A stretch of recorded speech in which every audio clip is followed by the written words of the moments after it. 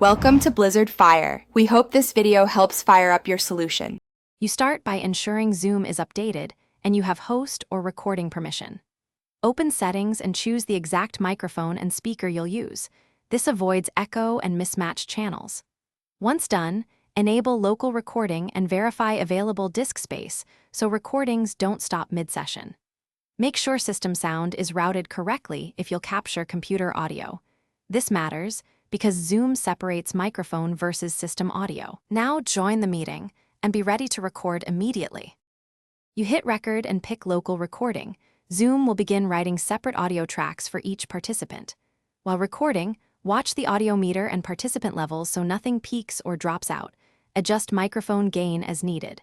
Once done, use pause when switching microphones or sharing system sound to prevent corrupt files. Keep an eye on the small recording indicator and chat for permission changes. Make sure to stop recording before leaving, otherwise Zoom finalizes files after the meeting ends. You finish by allowing Zoom to convert the recording after the meeting ends. Do not force quit Zoom until conversion completes, because that step creates usable M4A or MP4 files. Once converted, open the Zoom/recordings folder and confirm file names and sizes. If a file is missing or 0 bytes, check the meeting's temporary recording folder and your account permissions. Sometimes moving temp files into the final folder and renaming them recovers audio. And if